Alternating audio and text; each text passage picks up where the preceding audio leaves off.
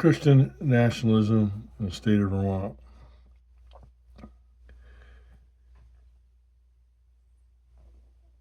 It's kind of unfortunate. I'm going to have to spend a half hour here now talking about the failure of any conservative movement in the state of Vermont. And I'll be speaking about the Republican activist Guy Page, who failed in his campaign to defend ICE. Right now, most anybody listening to this really not going to concern them if they want to understand Christian nationalism, but this is for the record so people can go back and see that who was responsible for the failure. This is 2026, and 3 months ago, in roughly beginning of January, the Minnesota insurrection was being carried in the media, and the Republican activists, chairman of the Republican committee in Burlington, posted on a website, Vermont Daily Chronicle, that he was going to hold a pro rally for ICE in a parking lot in Burlington. So when I heard that, I thought, well, finally, there's someone who is going to get active here and challenge the Democratic Marxists. So I called into the radio broadcast, commonly known as Hot Off the Press. That's at 11 o'clock on the radio. The only conservative radio broadcast that's on right now that's labeled as conservative. So I called in and I commended this man I never saw in the Republican Party, and I said, I'll be there, because I knew hardly anybody else going to be there, and someone with experience needed to stand up to the crowd. And I've had the experience 20 years ago with when the Sodomites marched against me, and I had went with led a group to every gay pride parade that Vermont held from 2000 up until they stopped doing it for a period. So I called in. Guy Page is the host. Guy Page is a Republican activist from mid 70s, early 70s, who has posted and conducted a media program or newspapers for the past, as long as I have, probably 30, 40 years. Never had a breakthrough that I know of to be interviewed with any of his issues on the WCAX or not WCAX, WCAX, NBC, or ABC, the television. So he's not really even known statewide, but he is known within the political circles as a Republican activist. So when Republicans are desperate for some kind of coverage, they can go to Guy Page. I've never really personally met him. I don't believe. I might have put him in a hall, because the time that I spent in legislature, as most of any of the controlled opposition did, they avoided me. Because they'd be controversial if I talked to Brian Pearl. So I knew of him. I think he knew of me 20 years ago. So after he posted this march down there, the same day they quit. The same day they canceled it because they're afraid of the crowd. And everything I'm saying is on his podcast right now, if anybody's really concerned. And I know nobody's really going to be enough concerned to go back and look at it now. But I'm going to have to spend a half hour here talking about it because I've been excluded. It's not really censorship. What Vermont legislature did was censorship to me because the government is the only one who can censor. They censored my speech from a public hearing testimony. What the media does is they exclude you or they vilify you.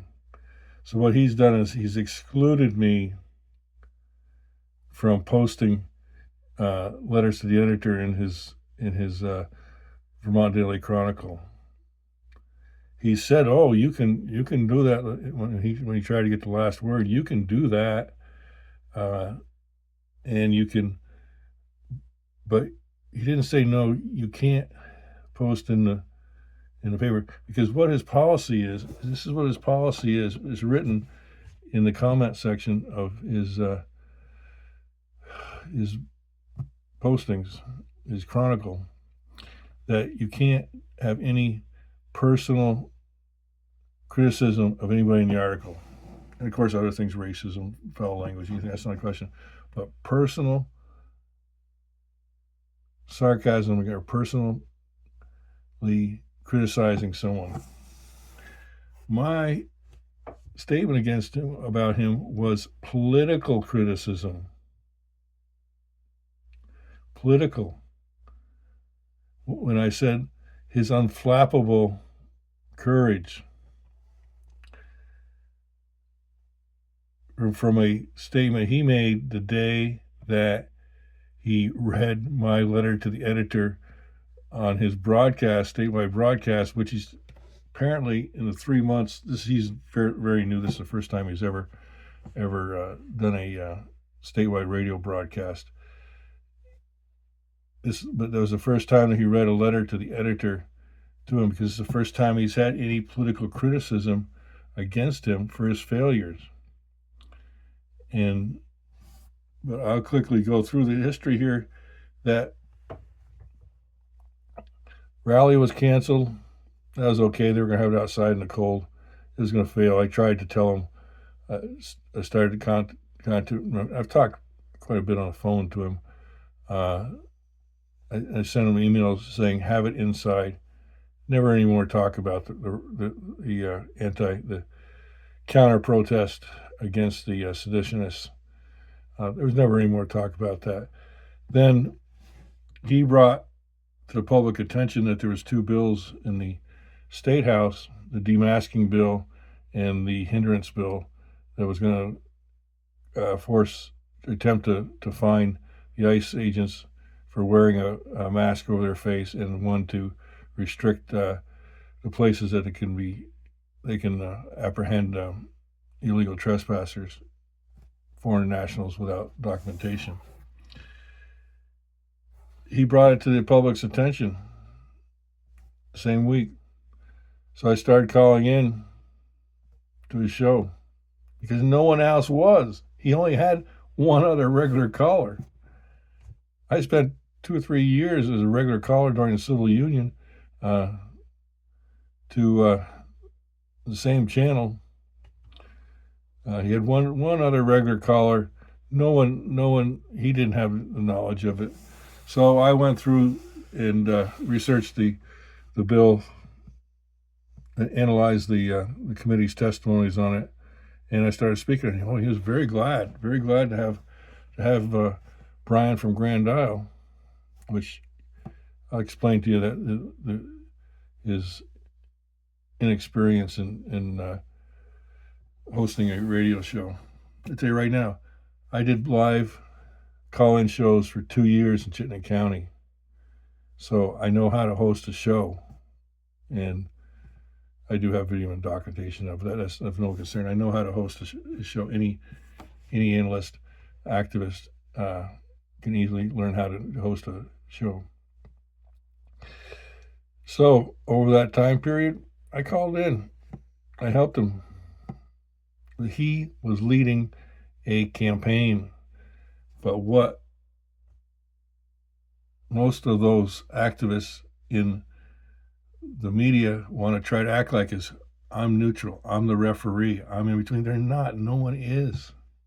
If I've seen people try to, and they do it for a long time, and sometimes they can do it, but you're not neutral in between, because he very quickly took the side to defend the ICE. So that made him not neutral. He was an activist, Republican activist, and he's very, very strong, identifying himself as a Republican. So over the 3-month period, the bill kept moving. The riot in Dorset Street, Chittenden County, Vermont, the riot against the ICE, that occurred. I gave analyzation and speech on it every day. Gave information that the media, only one other activist, conservative activist, media would even do an article on it. No one did an investigation on it. Only one. Portress at least went down to the site after. So he did try to do something, and he's not controlled opposition because he's already been excluded. He's already been ostracized by the Republican Party. So he's on the outside. So the bill came up, kept moving. Then it became very clear through interviews, the Governor, Philip Scott, was going to sign the bills. Supreme Court judge, I explained to him the political strategy of the Democrats of allowing a Supreme Court judge in that was a federal prosecutor who prosecuted illegal trespassing foreign nationalists. Went through that whole thing. As I said, you can go see it all on the podcast, hear it all on the podcast. Then it came down to, there was a public hearing announced. I was the one that had to tell him there was a public hearing announced. Before, he'd indicated that he was going to ask, go to legislature, which he goes there every day, go to legislature and interview different Republicans on how they're going to stand on a bill.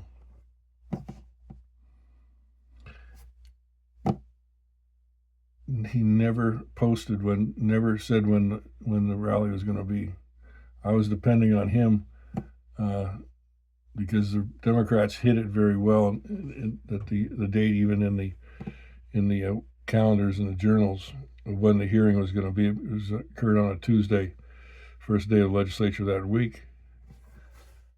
So I was trusting in him, which was my mistake. My mistake is ever to trust in any other activist to take the lead on an issue. So, well, really, what you want to understand is why I spent 3 months on the radio, and I was clear there, was I was trying to inspire one Republican in the state legislature, one House or Senate member, or anybody to stand up and lead. And stand up and lead a conservative movement in the state. They don't, because they're controlled by the controlled wing of the Republican Party, which is led by Phil Scott. And apparently, as the lieutenant governor, there's nothing happening there. He's got to go along with whatever the governor says. And those of you that first have heard this, Governor Phil Scott was one of those senators who implemented same-sex marriage 2 decades ago. And then that was the downfall of the Republican Party. After that point, the Republican Party was captured and has had no effect. The only effect they ever have is when Trump's name is on the ballot. They get a couple more senators in during the election cycle. A few more House members, too. And they think it's from their great campaign on on property taxes. Trump's name's on the ballot. These people. He didn't announce it. I didn't know that the public hearing was until I saw it on the news that night, and I could not physically get there in time. If he'd announced it, I'd have been there. I'd have been the last one to testify. No one else testified against it. I would have been the last one to testify. It would have been carried on the television. You need to understand, conservative controlled opposition, until you were on Channel 3 or Channel 5, it doesn't happen. The people in the state don't see it. I was on there many times when I was a foremost opponent against sodomitic marriage. If I'd have testified on it, there would have been opposition in the state. They would have had to interview it. They would have vilified me. Oh, they would have gone back and done everything, but it would have been something. They don't want something to happen because the governor is going to sign the bills. And if you're opposing it in the state house, he's not going to like it at the Republican dinners, and he's not going to come slap you on the back, and you're not going to go in the governor's ceremonial office and hang around with him. And you're not going to be able to take walks with them at the pond. You're not going to be able to take walks along the shore of Berlin Pond, which Guy Page had to spend a lot of time on his show saying that he ran into the governor and walked along and they discussed stuff in the pond, walking on the ice around the pond. Did he discuss ICE, the issue that he was leading a campaign on? Because when you have access as a Republican, and when you start talking in favor for it, you're an activist. Did he talk to him about that? Doesn't appear he did. I think they talked to about where guys started to fall through the ice. That's what he said. Total waste of time on the radio. He has 1 hour. And very, very good. He has 1 hour, hard break at the bottom of the hour. So he has a 25-minute A block, roughly 25-minute, 30-minute probably B block. So you're not really interrupted only one time. And, I tried to teach him some when he got on, and I called into his show because it was the same time as everything started with ICE. I tried to explain to him, when you have a guest on, or not a guest, but a caller calls in. When it's time to end the call, you say into your microphone so everybody hears it, okay, I'll give you 30 more seconds to finish your thought. Or you say, how would you like to get in touch, people to get in touch with you? Do you have an email or a website? And you call them by their full name, if that's why they're identifying themselves as their full, not the names, person, and of the town. Every time I called in, I identified myself as Brian Pearl so people would know who was talking. He'd identify it as Brian of a town, Grand Isle. Others, the people he knew, or sometimes he'd give their full name. If there were activists that were controlled opposition, he'd give their full name. I tried to explain that to him. Very simple. That's what you do. Then the person has 20 to 30 seconds to finish the sentence they're saying. But what happens is, those of you that are familiar with broadcast radio, there's a 5-second delay button that when he pushes, everything is recorded and broadcast 5 seconds later to prevent profanity. But when he hits that button, you can be in the middle of a conversation and not know it and keep talking. And then he explains moving on to the next person. So you don't have a chance to finish your sentence. That's why I won't. He has said, oh, Brian Pearl can call back in. No, I won't call back in anymore because he doesn't know how to handle the call-ins. I will appear in the studio with him and speak on the broadcast radio, as long as I'm identified as he's identified other people as former gubernatorial candidate, which he would identify. I'd have to identify myself as that after several calls, so people that didn't remember who I was remember who I was. But he'd identify other people as former gubernatorial candidate baseball player that I don't know who he is. It was during my absence, but there was a baseball player who got his name on the ballot. Anybody can get their name on the ballot in the state of Vermont. A 14-year-old boy can get his name on the ballot in the state of Vermont. He needs to amend the Constitution and straighten it out to 18, because he can't serve. He would serve, but it wouldn't.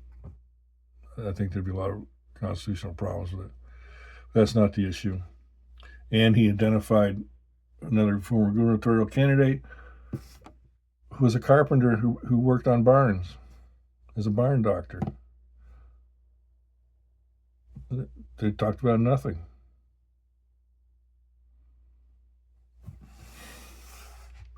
So hopefully this is going to be the last word on it,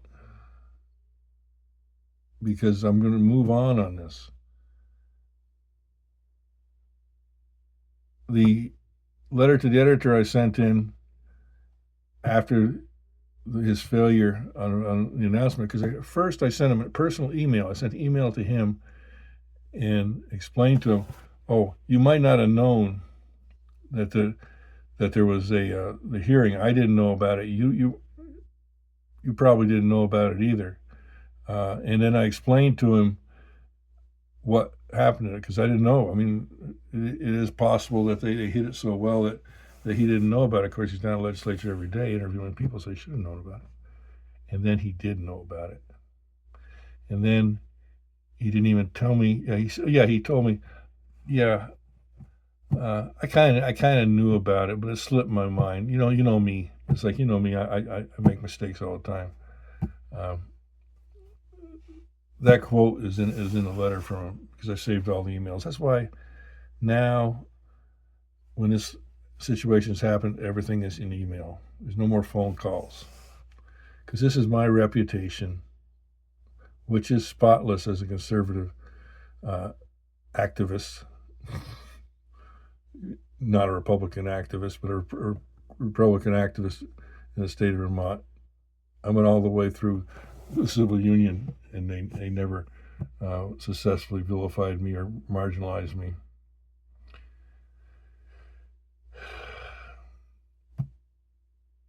He sent me an email back, and then in the email he was explaining to me, Brian, you need to hold your powder on an issue when I think it's time to move on to another issue. He wants to move on. When I get on there and I'm speaking on the most current important issue that's before the state at that time that he's talking on, and then all of a sudden he wants to talk to the barn doctor because they call in, because he doesn't understand the call-ins. Call-ins are used to advance your agenda for the day, your subject for the day. So most successful live call-in radio shows will ask you, what do you want to talk about? What's the subject? And if the subject doesn't fit into what they're talking about, they'll say, oh, could you call back later another day? And you say, okay, yeah. Because it just doesn't randomly jump from one to the other. And every time I called in, it was pertaining to the subject that was the main subject in the media that day, and the subject they were talking about on the show or wanted to talk about. But why he would do that, because some days he'd have absolutely no call-ins. Some days there'd be the 3 regular callers that would call him. Now there's only 2 because I'm not calling. So he's only down to and one is knowledgeable and competent. The other one is legitimate conservative. None of them were speaking on the sedition against our citizen rights is the biggest issue in the state, the biggest issue in the nation. The insurrections, those are the biggest issues. Our nation's border. So at that point, I sent him another email, explained the whole issue. He read the email in B block.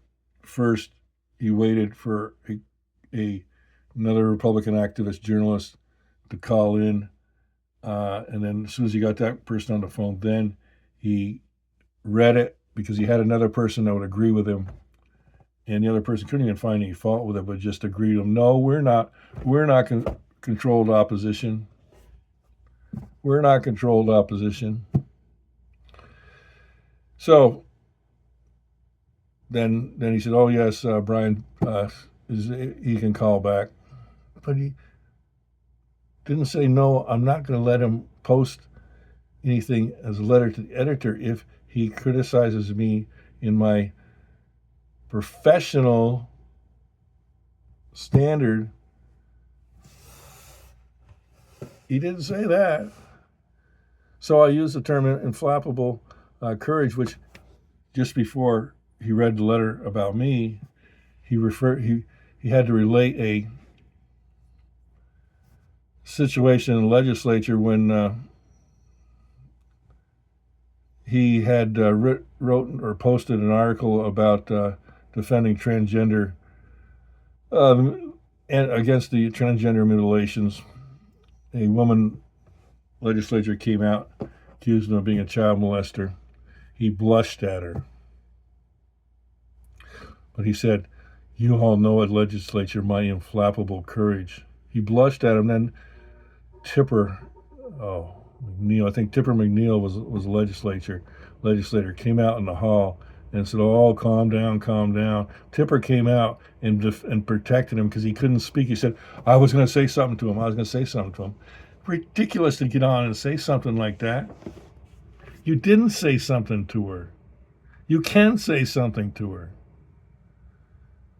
You know, you're not an elected officer. You're not a judge. You're not anything that can't take a side. You've taken a side. You're sitting in the committee activizing, being an activist. You're posting it to the public, but you think because you're media and you have access to the governor's press conference, which anybody can do now if they can convince somebody on a floating standard. There is no standard of what you recognize as media as. But then the real point was, I told him if he wanted to demonstrate, because he claimed incompetence, so I said either he's incompetent or he's controlled opposition or both. So I said, if you want to prove, you prove that you're incompetent, you admit it about every day on the radio. It says if you're incompetent, just have another member of your organization anchor the show, you manage it, you go down and interview people at the legislature. Have somebody who's competent to manage the show, that does show prep, that writes down the date of the public hearing of the issue that you're leading on. Because he was leading on it. I was supporting. Now it appears I'm going to have to lead on it, which I don't want to do, which I've for 3 months tried to find somebody else, some other voice, someone else to speak. But apparently now I'm going to have to do it here on this platform. Told him if you're got the courage, go to the governor's press conference and ask him about it, why he supports the seditionists, why he's indicated that he's going to sign the bills. Ask him that. But you can't ask him that. Then you don't get to walk along and talk with him at the pond. Can't do that.